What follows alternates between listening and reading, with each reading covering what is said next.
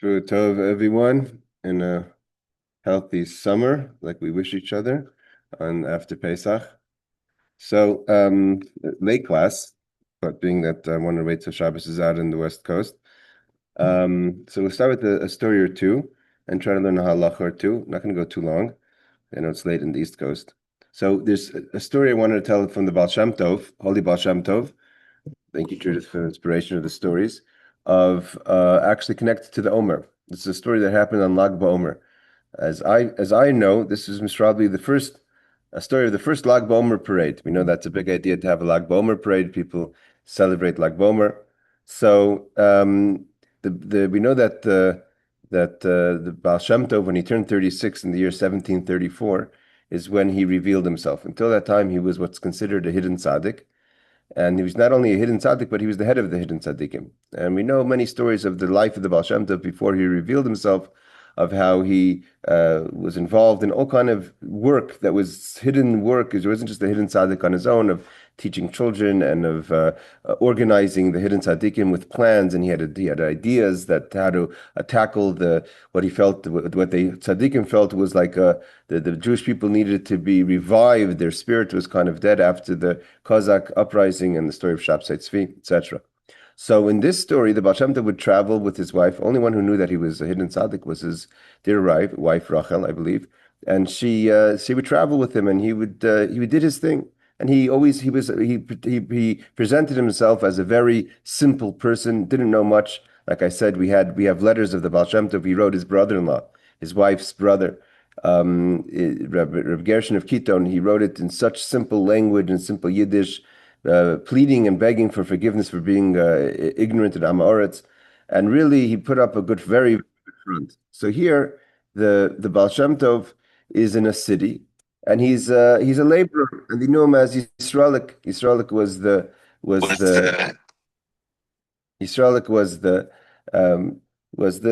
person who had odd jobs, but he wasn't. Everyone thought he was a very simple person. In those days, there was still a lot of pogroms and terror from the Cossacks, groups of Ukrainian bandits that would come, and they would ransack the Jewish communities and destroy and rape and kill. So whenever they thought that something like that was happening, they would have to figure out a plan to escape. In the city where the Baal Shem Tov was at this time, it was one of these stories where word got in that the Cossacks are coming, and a huge group of Cossacks riding horses towards the city, which meant immediate death, rape, killing, plunder. So they said, what should we do? So they said, we have to run to the forest. They ran up quickly to the hills in the forest, where they were able to see the village from their viewpoint, and they're hiding in the caves, different groups of Jews and their families. Amongst them was the Baal Shem Tov and his wife, Rachel. And they're watching as the Cossacks come in and storming the city, looking for Jews to kill and rape. And when they realized that the Jews had left the city, so they start burning the city and destroying the city, trying to steal as much as they could from the city. And the Jews are terrified watching them. What's going to happen if the Cossacks decide to look in the hills? Everyone had to be quiet. And this went on for a few days.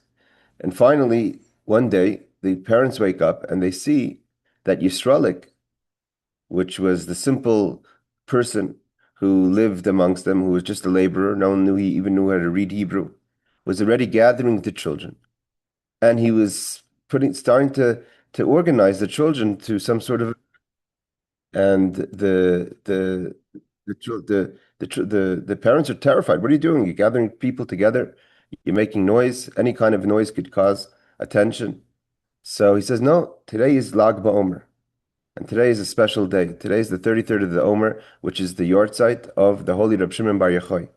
And in the merit of the holy Reb Shimon Bar Yochai and Rabbi Akiva, whose students stopped dying on Lag BaOmer, so there's going to only be miracles. And we're going to gather the kids together, and we're going to make a parade. And the parents are saying, "Well, are you crazy? It's dangerous." But for some reason, they allowed the Yisraelik to do this parade. And the kids, he started to gather the kids, and he said, "Let's march together and sing a song, the songs that we honor for Lag BaOmer, for Reb Shimon Bar Yochai." And at first, the kids were just whispering the songs, but Baal Shem Tov was singing strong, and his face was lit on fire. And the parents right away realized that this is not just the regular Yisraelik that they thought. some simple person. Obviously, he was someone very special that was hiding in his true identity. And the children started to join in the energy of the Baal Shem Tov. And soon the children were shouting the songs of Rab Shimon Bar Yochai. And the Yisrael was walking around in the forest with them.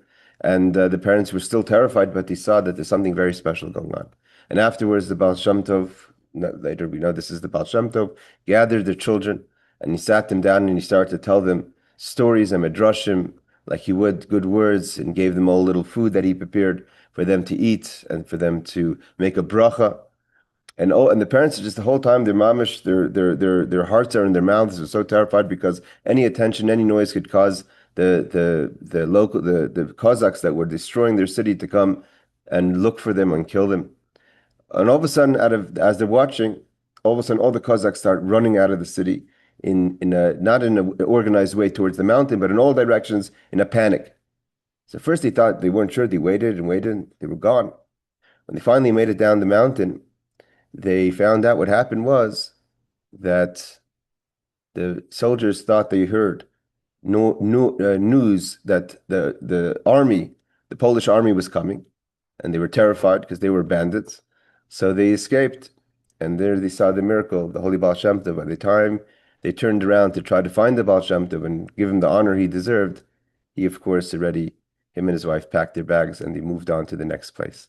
So that's a story of the Baal Shem Tov. And I just want to say one more story. We're going to learn a law too, of connected to the next week's parsha. This week's parsha is Shmini. Next week we learn about the laws of leprosy. And starting from Sunday, we start reading the Torah about the laws of leprosy. Here's an amazing story. This is a deep story. So it goes like this, that there's a famous dynasty they call the Chernobyl dynasty. They're actually very much connected to Chabad because we know the previous Lubavitcher Rebbe was a descendant from the Chernobyls as well, because the Alter Rebbe made a shidduch with the Chernobyl Rebbes. The first Chernobyl Rebbe, which was one of the eldest of the students of the Holy Maggid the Mizrich, the student of the Baal Shem Tov, was Reb Nachum Chernobyl. Reb Nachum Chernobyl had a son, Reb Mordechai Chernobyl. He was the one who was the great-grandfather of the previous Lubavitcher Rebbe. Reb Mordechai Chernobyl, which today the descendants are known as the Twersky family, which are well known till today, that are descendants of the Chernobyl dynasty. So Mordechai Chernobyl was a big tzaddik, and he had in his house a servant that had like a kind of, not a leprosy, but a very strong psoriasis, a very bad skin, that he mamish suffered boils. His body was covered from head to foot with psoriasis and boils and skin disease, always itching and always in tremendous pain. And he was one of the attendants, the servants in the house of Mordechai Chernobyl. Now, everyone wondered one thing. Mordechai Chernobyl was a very compassionate person, and he always listened to people's problems and was there for people when they needed him. And here, with this young boy, the Mordechai Chernobyl was indifferent to his suffering. Everyone was wondering that they felt it was a little cold or distant or disconnected to his own attendants, his own servants' suffering.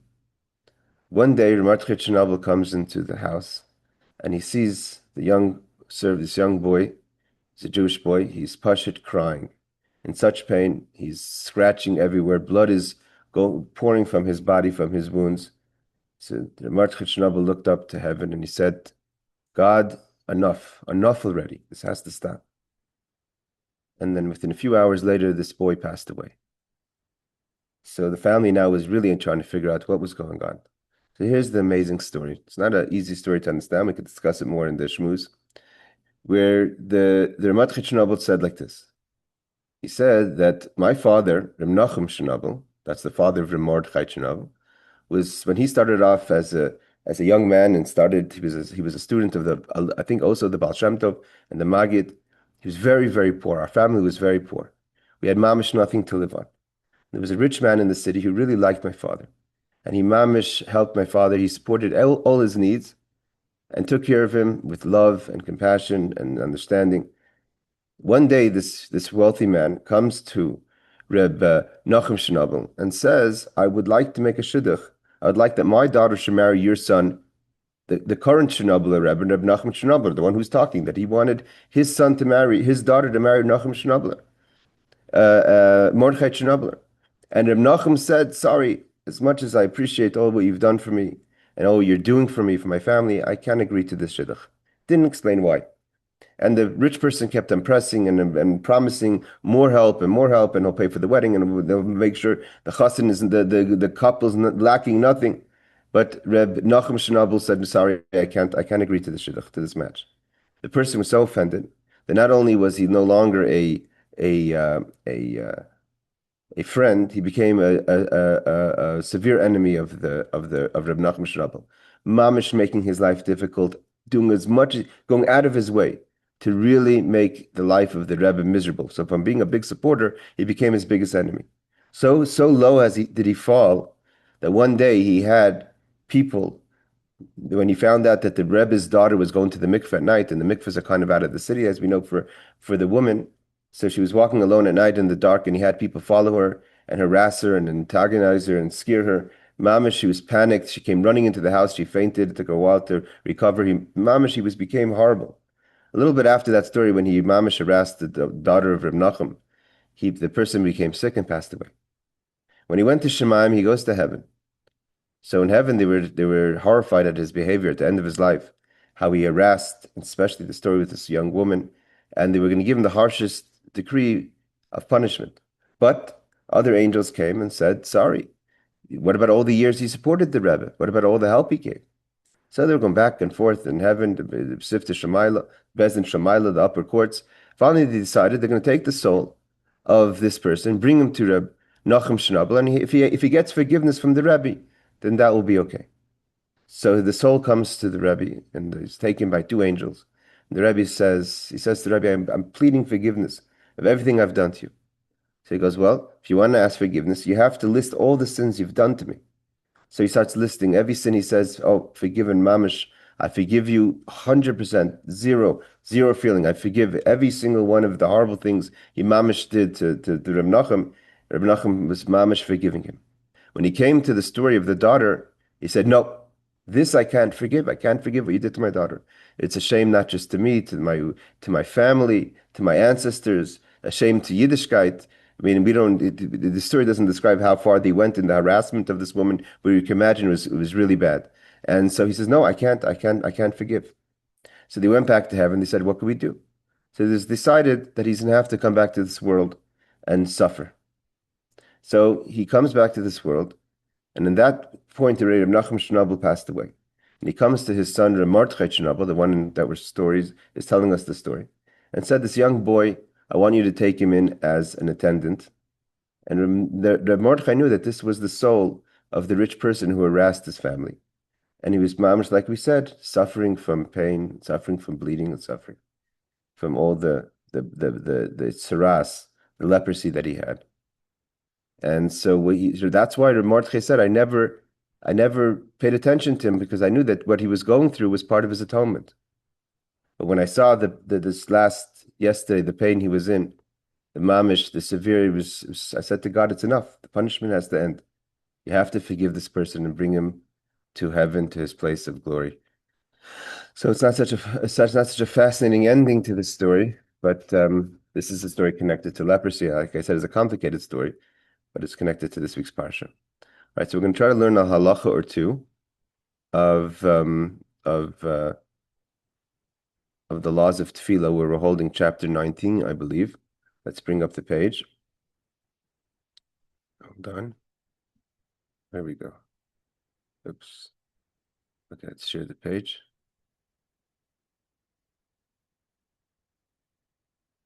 Okay. So we're holding law number 22. It's actually the last law of the parak. It says, we're talking about the laws of Shemoneh Esrei. So it says like this: Shikur, someone who's drunk. If you reach the level of you're incapable of talking to someone in a respectful way, meaning to someone, if you had to talk to someone important, right? They would say this is not a time to make a pitch or to have a conversation. So obviously talking to God is obviously not correct and proper in such a situation. So not only should he not davening, it's forbidden. Asr lispal, he or she should not daven in such a situation. One of the sources we find about this is when Shmuel's mother, Chana, right, is davening for her son. Eli thinks that she's after a lot of wine. What happens if the person says, "No, I'm going to daven anyways. I know I'm very intoxicated. I'm gonna pray anyways. I wanted to pray." So the Kitzur says, "To'eva, it's an abomination to pray such a way." But and not only is it an abomination, but it's not considered as if you daven, and therefore, if you're able, when you sober up, you have to re-pray the prayer that you prayed. That itself was an abomination. What happens if by the time you get out of you sober up, it's already past the time of davening? Then you could make up by saying two Shemoneh Esreis, right? Like we're going to learn in chapter 21, where if a person is by mistake or out of their control, cannot pray, can make it up with a double Shemoneh Esrei. We'll learn about the details of that later. So too, this person, when he or she sobers up, should do that in the time that when you sober up. If it's too late, then you do two tefillos. In the Hebrew, he says he doesn't translate in this English, but the laws of a woman, din tefillah b'isha nida. What about a woman who, while she's during her period time, is discussed in chapter 153, which I guess the laws of family purity. Okay, let's see the footnotes here. Okay, when wine is removed from him, obviously when the person he or she becomes sober. Okay, let's go. Let's learn a few more laws. We're going to go to chapter 19. Now, this law is actually very much connected to where we're holding in the year. We all know that in the first day of Pesach, we hold on, Aaron, a second. We changed the prayer for rain. So for the prayer for rain, we're going to learn the laws of how we do that. Yes, Aaron. Okay, the law you just mentioned, how does that work for Purim? That was my question too. Great minds think alike. Excellent question. Therefore, you should know it's actually brought down in Shulchan Aruch about Ma'ariv on Purim. What happens on Ma'ariv on Purim? Because of that, it's brought down. But yeah, I mean, if the question is, what does it mean? How drunk does it have to be? It means if you can't articulate a conversation in a respectable manner, right? It means you're slobbering all over yourself. So yeah, Purim says ad lo yada. So either you wait till you sober up, or you try to, or you stop if you feel you have to stop to do Ma'ariv, right? You could stop, after Shkia. But yeah, that question is brought up in the laws of Purim, where a person, we're met with that. That's one of the times of the year where, because even Simchas Torah, we don't start our Kiddush until after Ma'ariv. But Purim is an issue, and it's brought down in the laws of Purim. But again, if you're holding the level you can't articulate, so then you can't daven Ma'ariv. He says it's abomination. Yes, Rebecca. So I was thinking about in a case where Purim Day is on Friday and you have someone has their Suda and like you can push off, like you have to daven Kabbalah Shabbos like right after candle lighting. So, it's not the kind of thing where you just wait it out. Well, okay, so that actually is not so simple. That falls under the laws of Paris Map and Makadesh. Paris Map and Makadesh is that there is a law that if you're doing a Suda Friday into Shabbos, so what you do is the halacha is you cover the bread. We're not going to go into the details of that law, but you cover the challah, you make kiddush, and you continue the meal. You bench and then you daven ma'ariv. So that's the laws of Paris Map and Makadesh. Those are complicated laws. And Paris Mappa means to cover the bread. Mappa, you put a mappa like a covering over the chalas. Or Makadesh, you make kiddush. So that's how you could do it. That you do not have to you do not have to daven ma'ariv on Purim if you want to continue the Suda into the night. And that could be done, and that could be done also, for instance, if you go, I think they could be, let's say this year's Shavuos, I think it is, right? This year's Shavuos for Eretz Yisrael, I think this year's Shavuos is Friday Shabbos. So I think that's the breakdown. So then let's say you're going through this Yom Tif into Shabbos, it's the same idea, it's Paris Map and Makadesh. You could cover the bread and make Kiddush, but you have to be familiar with the laws before you do that. Number one. Number two is some people will break up for a minyan and come back to wash. It's not so simple also to stop to daven. If you could, those laws are complicated. It means if you could daven, do you have to bench first? Don't you have to bench first? All those laws have to be learned in the time that we learned them. But as far as your point goes about the drinking, that's not necessarily the scenario that you have to bench when the Shabbos comes in. Okay, so let's start learning this. It says these are the laws dealing with additions to Shemoneh Esrei. Okay, b'choyref in the winter. So we say in the Shemoneh Esrei in the Amidah, we all know in the second blessing we say mash. Okay, this is different minhagim. There's different customs of the wording over here. So we say mashiv haruach amar degeshem. Okay, so we say causer of wind to blow and rain to fall. That's the blessing we say. That's the insertion we have in the second blessing as a praise to Hashem about the rain, winter weather.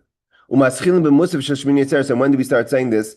From Musaf, from the Musaf prayer on Shemoneh Esrei, which is the final day of Sukkot, right? Before Simchas Torah.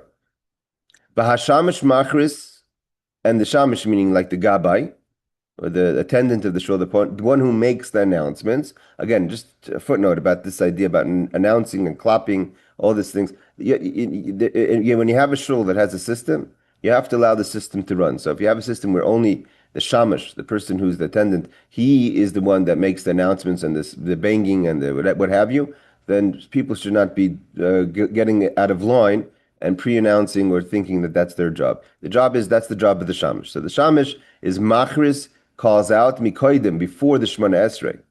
Mashiv Ruach Amar Degesh. And by saying that pronunciation we're going to see is not just the reminder, but also sets. It goes into effect. How do we know that it's not just in a reminder? Because this is how the Kitzur continues.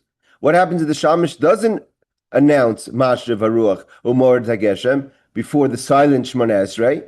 Ein oimrim oisei azbit tefillas musaf halachos. Then you do not say it. You continue with Morid Hatol in the second blessing because he didn't announce it. So then what happens? We'll see. Then we start doing it in the loud Shemoneh Esrei. He says chayla only because that would be the reason you wouldn't be in shul. If someone is sick and davening alone in their house, seemingly that would apply to anyone davening alone in their house without a minyan. V'chein also b'nei kfarim, or if it's out of your, you couldn't because you're a villager, which we're learning about the laws in Purim. She'ein lehem minyan, that has no minyan to go to.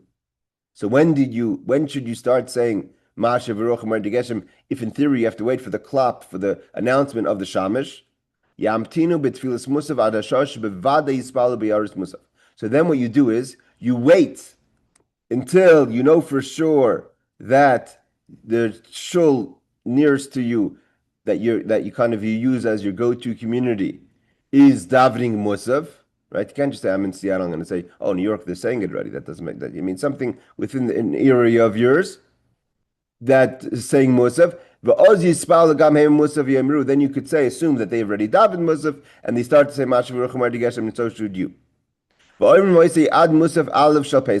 long do we say Mashiv Ruach Amar Degeshem, which is the prayer for the praise for rain, which is the praise for the winter weather, is until Musav, which we just finished less than 2 weeks ago, the first day of Passover. The first day of Pesach is when we stop saying Mashiv Ruach Amar Degeshem and we start to say Moed Hatol. Here, this is not different customs. The custom of the Kitzur is that everyone says Mashiv Ruach Amar Degeshem, including the silent Musaf. Everyone says Mashiv Ruach Amar Degeshem on the first day of Passover. And only when the Chazan says the loud repetition, and we have the special tefillas tal, do we switch over from saying Mashiv Ruach Amar Degeshem until Moed Hatol. And when he repeats the he stops saying it. And we don't say Mashiv Ruach Amar Degeshem in the mincha, meaning in the prayers going forward. Because we heard from the repetition that we stopped saying Moed Degeshem. Now, so far, he didn't say that we switched to Moed Hatol. So from we know what we know now in the law is that we only say Masha V'ruach Amar Geshem in the winter, from Shmini Atzeres, from when the Shamash claps on the bima, until the repetition of the Shemoneh Esrei Musaf by day. Going forward, Mincha, we stop saying Masha V'ruach Amar Geshem. He doesn't say that we insert anything different that we're going to learn in a second. This is what about to get a person who is davening alone. So when does he or she stop saying Masha V'ruach Amar Geshem? Yaktim nispal oz tfilas musaf v'chtei shadayin le'pasuk ha'shliach tzibur meloimer bayaris. So then you have to make sure to daven musaf early. Means as early as you can to make, or at least earlier than you know the minyan is starting to daven, to make sure that the chazan hasn't started to emit the Masha V'ruach, and then you shouldn't be saying it. Because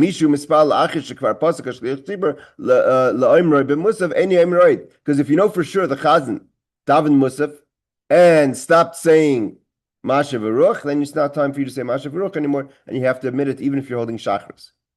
Which again, we're going to get into the law's detail about that a little soon. What happens if you're not holding with the minyan?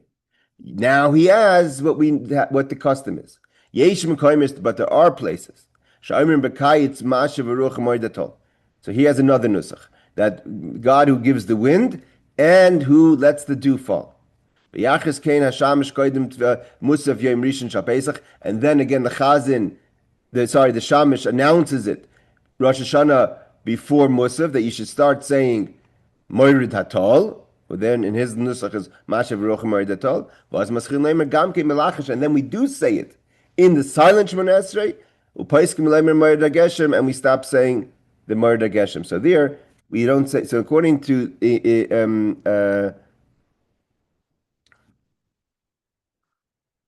so the difference would be, according to this Yesh Mekaimais, that if we are saying nothing, so we say in the silent Shemoneh Esrei, not with Masha V'ruach Moirid Geshem. If the Chazan announces Morid Hatal, then we start Morid Hatal in the silent Shemoneh Esrei. Okay, yes, Rebecca. Morid Hatal is not in the Ashkenazi Siddurim here. Oh, it's not by your nusach either. Not at all. You just take out Masha V'ruach Morid Geshem. Yeah. You don't insert anything in. It doesn't say. I thought you only say that in Israel. No, and I mean, it's Chabad. I think maybe it's Nusach Sfard. We say Morid Hatal. We don't say Masha V'ruach Morid Hatal. Our nusach is Morid Hatal. So maybe Ashkenazim don't say Morid Hatal? It could be. I mean, we have a special tefillah. Do you have a special tefillah musaf on Yeah. Pesach for Tal? We do. Okay, interesting. I have to check. Let me check more into that. Here, let's see, maybe the footnotes will help us a little But bit. after that tefillah, that's when you start saying Mashiva Ruach Marida Geshem. That we do say. We just that's tefillah's Geshem. That's on Shemoneh Esrei. There's two tefillahs that the Chazan does. Special. One is tefillah's Geshem. That I guess everyone has that. The tefillah for rain, which we do on the Musaf of Shemoneh Esrei. And then we have the tefillas tal that we do musaf of Pesach. You don't have tefillas tal? Oh, I wasn't there, but I have a Pesach machzor here, so I'm gonna check. Check. Let me know. I'll check. Okay. Okay, so let's go footnote number 1. Where are we talking about here? Because they have already heard the Chazan has discontinued saying it. Meaning to say that when you heard the Chazan to discontinue saying Masha V'ruach Moirid Geshem and musaf of first day of Pesach. So then going forward in Mincha, everyone admits it, and those who add in Morid Hatol, add in Morid Hatol. In other words, hearing the Chazan repeat the Shemoneh Esrei, it seems from the language, that Rebecca, that there is no Tefillas Tal. In other words, hearing the Chazan repeat the Shemoneh Esrei without adding Masha V'ruach is equivalent to public announcement. Okay, we see over here, this is a very interesting thing. The public announcement, usually we like to look at the public announcement as someone getting excited in the middle. Everyone likes to clap on the thing. The public announcement actually brings into effect the law, the custom. Yes, Aaron? I was just going to say, our rabbi just mentions that we, switch it over. Okay, so in your shul, obviously, you're saying the bracha for tal, for do, right? Yeah, but he reminds us that now to switch. Okay, let's see. Here we go. We don't have to wonder anymore. We had him in footnote number 2. During the summer months, there are 3 customs. A, Nusach Ashkenaz. Okay, which Rebecca pointed out, adds nothing to replace Masha V'ruach or Morid Geshem. They just take it out.